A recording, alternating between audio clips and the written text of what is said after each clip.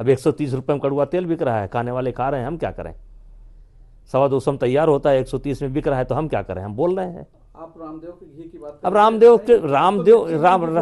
रामदेव छोड़िए, पता नहीं कितने रामदेव पैदा हो गए हैं, पता नहीं कितने। हाँ, रामदेव इसके सम्राट हैं, जगत गुरु हैं इसके, लेकिन अब तो पता नहीं कितने पैदे हो गए हैं। तो ये मेरा काम थोड़ा है, ये काम सरकार का है, ये काम व्यवस्था का है, विभाग का है। विभाग नहीं कर रहा है। सूचना दिया मैंने, एक जगह नकली पनीर बन रही है, आए 2 लाख रुपए ले लिए चले गए, फिर बन रही है, क्या करें। हर चौराहे पर नकली पनीर बन रही है। अब बताओ 130 में तेल कैसे मिलता है। मैं बड़ी जिम्मेदारी के साथ कहता हूं कि अभी मैंने जब बोला नकली तेल के संबंध में, तो मेरे ही 100 किलोमीटर के परिदृश्य में एक बड़ी फैक्ट्री है ऑयल वाले की, वहाँ चर्चा हो गई।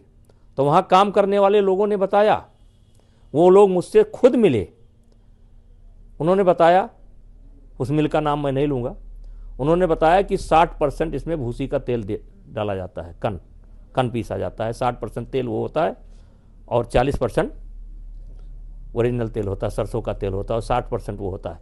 वो फैक्ट्री मेरे मंडल में ही है। अब क्या करें। अधिकारी अच्छा, AQI जिस तरह से दिल्ली का या बाकी जगहों का खराब है, उसके लिए किसको दोषी मानते हैं आप? लगातार पराली पे भी हम किसी को दोषी नहीं मानते हैं, व्यवस्था को दोषी मानते हैं।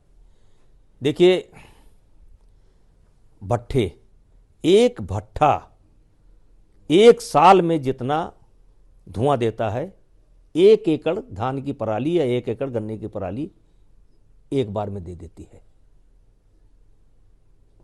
तो इसके लिए कानून भी है। तो मेरा सुझाव है कि कानून का पालन होना चाहिए। दूसरा मेरा सुझाव है कि सरकार की तरफ से ऐसे उपकरण मुहैया कराए जाएं किसानों को, जो पराली वो हैं, आ गए हैं उपकरण हैं, लेकिन उस पर सब्सिडी दे दी जाए और किसानों के बीच में जाकर के जागरूकता पैदा किया जाए। गोष्ठी होती है, लेकिन कागज पर होती है। हमने तो नहीं देखा कोई गोष्ठी, कई गोष्ठी में गए भी हम, लेकिन पराली पर तो कोई बोलता नहीं है। तो जब कानून है, जब एक छटाक मिट्टी आप निकालते हैं तो पुलिस पहुंच जाती है। इतना बालू अगर कहीं पता चल जाए तो लेखपाल पहुंच जाता है। मिट्टी इतनी कोई निकाले तो लेखपाल पहुंच जाता है। तो धू धू करके गांव में पराली जल रही है, उसके लिए कानून है, सीधे सीधे डीएम के अधीन सारा कानून है, तो उसका पालन क्यों नहीं होता है। अब आज देखिए, मैं कोई किसी के ऊपर आरोप नहीं लगाने के लिए बैठा हूं, मैं आरोप नहीं लगा रहा हूं, पीड़ा है, क्योंकि हमने अपने ही देश को अपने ही द्वारा नरक बना दिया है। लोगों की जिंदगी कम हो रही है, दुर्घटना हो रही है, सांस की बीमारी हो रही है, हवा प्रदूषित हो गई है। ये कोई दैवीय आपदा नहीं है। तो मेरा कहना है कि किसी को मैं इसकी जिम्मेदारी नहीं दे रहा हूं, लेकिन इस पर गंभीरता होनी चाहिए। 10 साल की, अब दूसरा सवाल आपका होगा, अब 15 साल पर गाड़ी बैन कर दे रहे हो साहब, क्यों? गाड़ी का धुआं दिखाई पड़ता है और ये पराली नहीं दिखाई पड़ती है, धान का खेत नहीं दिखाई पड़ता है। तो ये गाड़ी बचवाने का खेल है, ये बड़े लोगों का, हाँ, उद्योगपतियों का खेल है। और उद्योगपति इसमें स्वयं उद्योगपति नहीं है, इसमें अधिकारी भी शामिल है। अब जैसे हम लोग, जब मैं 91 में सांसद बना, तो मैं अपने भाषण में कहता था कि जिसके घर में लड़की पैदा हो जाए वो 10 सागौन का पेड़ लगा दे, अगर क्षमता है तो 20 लगा दे, क्षमता हो तो 30 लगा दे।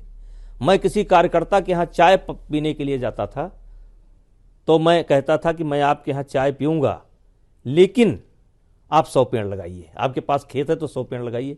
ऐसे करके लाखों पेड़ मैंने लगवाया।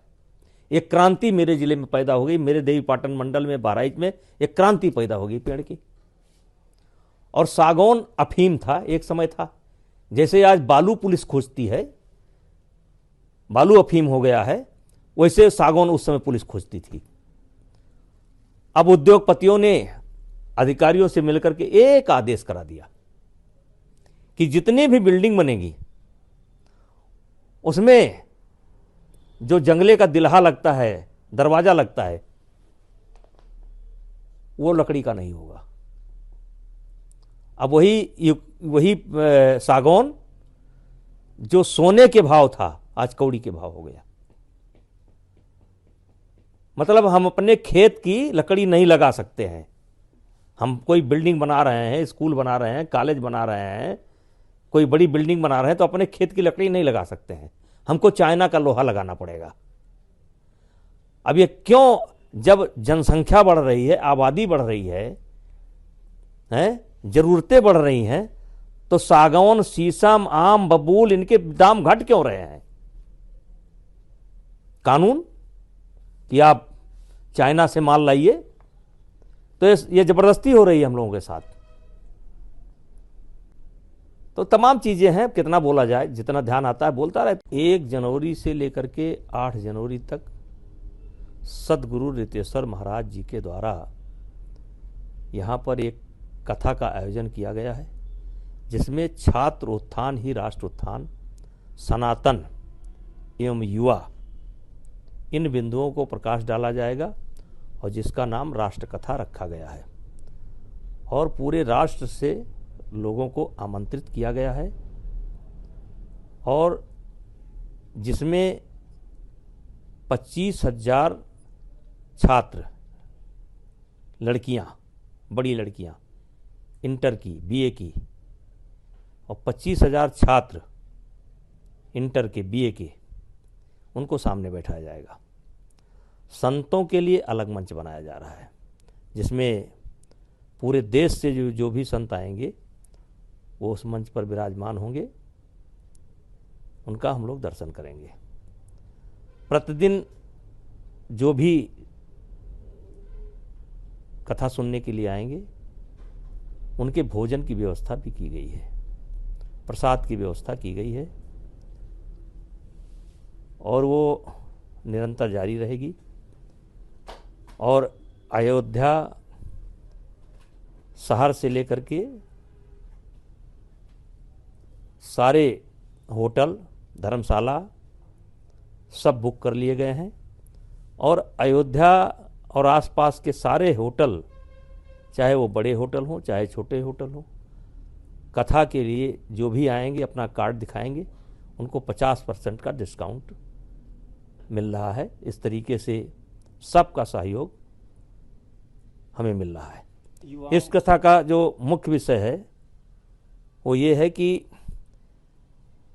सारी जातियों को के महंतों को इसमें यजमान बनाया गया है। अभी तक 42 जातियां चिन्हित की गई हैं और चिन्हित की जा रही हैं, और इनके जो गुरु हैं, महंत हैं, वो ही कथा का उद्घाटन करेंगे। और दिलीप से लेकर राम तक, यानी राम 18वीं पीढ़ी में हुए हैं या 19वीं में, तो हर पीढ़ी का द्वार अलग अलग बनेगा। और जितने भी हिंदू समाज से जुड़े संप्रदाय हैं, सबकी इसमें भागीदारी सुनिश्चित की गई है। और इस कथा का जो मुख्य उद्देश्य है, जोड़ना,